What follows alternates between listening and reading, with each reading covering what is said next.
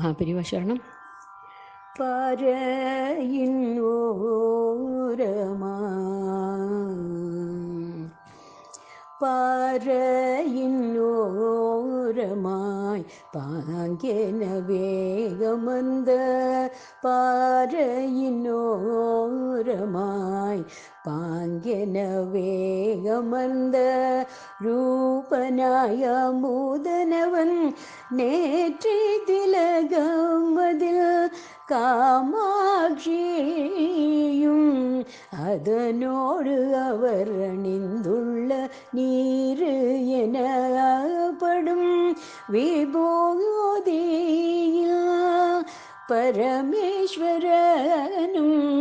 ஒரு சேர இருக்க, மங்கள ரூபனின் ஜோதி தர்சனமாய் காவிதனில் காருண்யன் அமர்ந்திருக்க, அவருடைய சாந்தமே நம்முள்ளானந்த பிரவாகத்தினை உண்டு பண்ணும் அல்லோ. சாந்தமே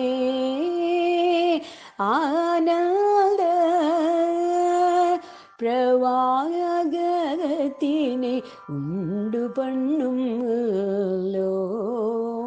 பாறையின் ஓரமாய் பாங்கெனவே அமர்ந்த ரூபனாய் அமுதனவன் நேற்றி திலகமதில் காமாட்சியும் அதனோடு அவர் அணிந்துள்ள நீரு எனப்படும் விபூதியில் பரமேஸ்வரனும்